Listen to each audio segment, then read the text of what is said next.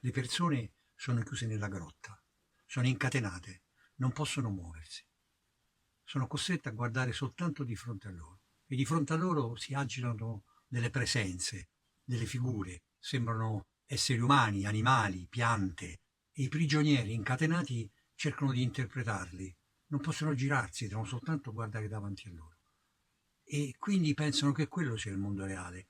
Quelle figure siano vere, invece sono ombre, ombre riflesse da un fuoco che sta alle loro spalle, un fuoco grandissimo e altissimo, che proietta le ombre di sagome che passano davanti a questo fuoco e le proietta sulla parete. Questo mito, raccontato da Platone 2500 anni fa, nel settimo libro della Repubblica, è il famoso mito della caverna e serve a spiegare come nel racconto di Platone e poi in tutti i filosofi che sono seguiti e nel nostro modo di considerare il mondo, come la realtà sia ingannevole, perché noi vediamo le ombre delle cose, non la verità, cioè noi siamo abituati a vedere l'apparenza e non la sostanza delle cose. Preferiamo perché il mito continua e dice che quando qualcuno riesce a liberarsi e si volta il la luce vivissima di questo fuoco che sta alle spalle, che è come il sole, gli impedisce di vedere le sagome delle figure che passano davanti e con gli occhi sofferenti preferisce tornare a guardare le ombre, esattamente come noi che alla fine preferiamo l'apparenza alla verità. Bene, questo mito percorre i secoli, è uno dei miti fondanti della civiltà occidentale ed è alla base di uno dei film più importanti e più interessanti che da circa 20 anni occupano il nostro immaginario. Il film di cui parlo è Matrix, dei fratelli Andy e Larry Wachowski. Bene, questo film si basa proprio su questo concetto. È un concetto che sotto certi aspetti aveva già analizzato il grande Philip K. Dick nel Ubik e anche nel Labirinto della Morte. Ed è un concetto che si ripete ogni volta che parliamo di cinema, non solo di realtà, cioè l'illusione delle ombre, il gioco delle ombre.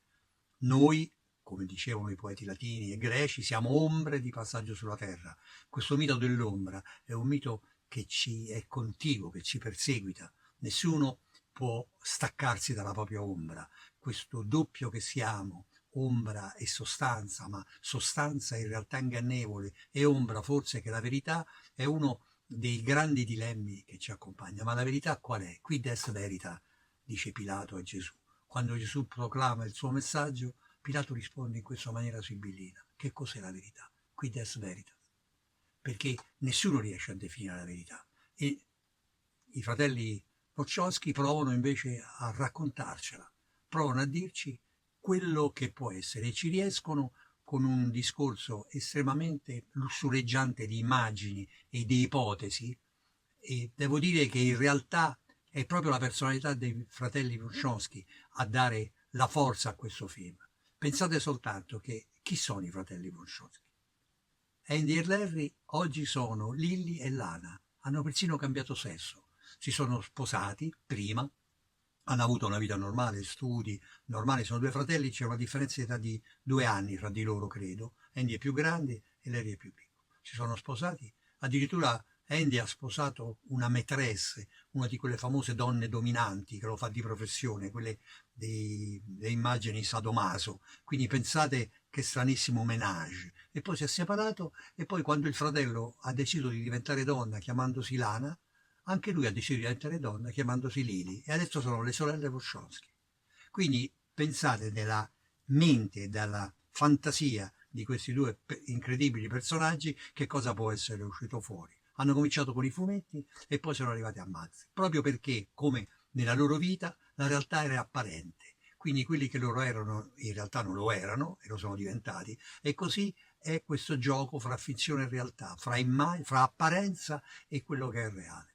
Matrix si basa proprio su questo, cioè il mondo è stato praticamente distrutto perché le macchine hanno preso il sopravvento, le macchine andavano ad energia solare, gli uomini allora per difendersi dalle macchine che cercavano di prendere il dominio dell'umanità hanno oscurato il sole, quindi oscurando il sole la Terra è diventata quasi funerea, ma le macchine hanno scoperto che l'energia degli esseri viventi, la bioelettricità praticamente, le sostanze che loro hanno, sono dei nutrimenti e quindi adesso elevano gli esseri umani va bene?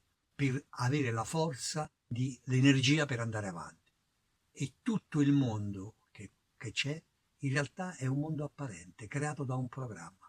Mm, Tutti gli esseri umani vivono in una realtà completamente virtuale. Soltanto qualcuno ha capito questa cosa e cerca di combattere per poter liberare l'umanità da questo gioco, da questo terribile gioco elettronico, da questa gabbia elettronica che imprigiona tutto. Quindi tutto quello che i protagonisti del film vedono è tutto apparente, grattacieli, strade, tutto falso, tutto creato da un programma.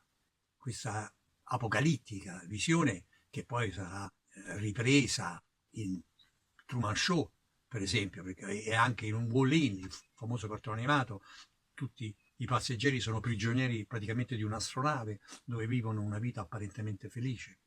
Tutto questo nato in origine dalla fantasia straordinaria, come ho già detto prima, di Philip K. Dick, perché, che è l'autore di Blade Runner, ha avuto per il film dei Wachowski la possibilità di essere realizzato con degli effetti speciali particolarissimi che ha elaborato un grande uomo degli effetti speciali che si chiama John Gaeta, il quale aveva lavorato non a caso con Donald Trumbo.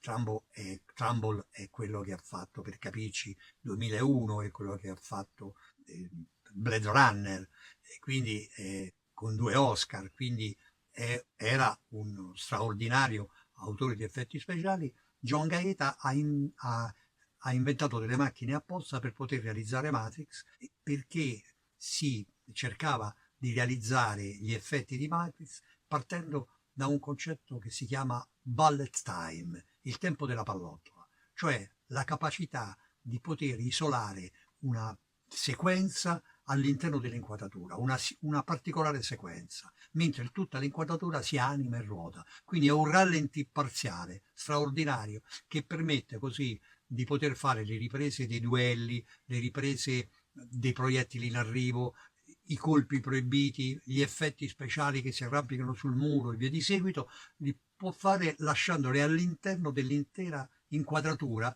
prendendone soltanto un pezzo, come se fossero fette di ripresa, va bene? Viene fatta delle volte con più macchine, in modo che ci siano proprio delle porzioni, più macchine che funzionano simultaneamente e sincronicamente, che ci sono varie porzioni della stessa immagine e quindi è ritagliata questa fetta sulla quale viene elaborato l'effetto, mentre tutto il resto scorre normalmente. Quindi un tempo fermo e sospeso di grande effetto visivo e giustamente premiato con un Oscar perché è un effetto straordinario.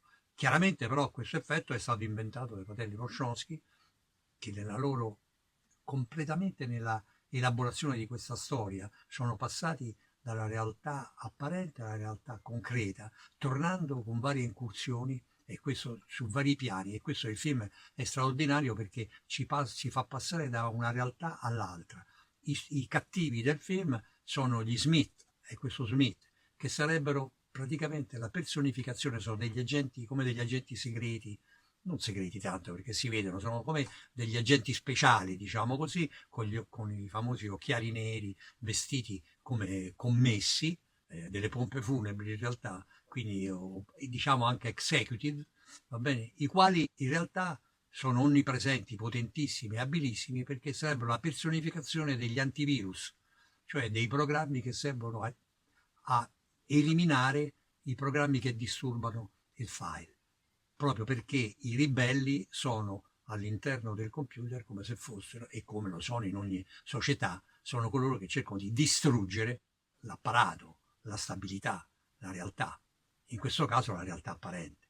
Ecco, il film è servito da splendide colonne sonore ed è epocale perché ha segnato un momento preciso in cui tutti i deliri è del 1999, quindi diciamo tutte le esperienze che vanno dagli anni 60 agli anni 90 attraverso droghe, attraverso farmaci, attraverso ipotesi, attraverso deliri, vengono convogliati in questo film e il risultato è un lussureggiante viaggio nei luoghi più strani della fantasia, dove le macchine funzionano e ci fanno temere, come se avessero dimenticato il famoso comandamento di Isaac Asimov che nessun robot può fare del male a un essere umano. Qui i robot non solo fanno male, ma addirittura fingono di essere buoni per poter allevare l'essere umano e nutrirsi di lui.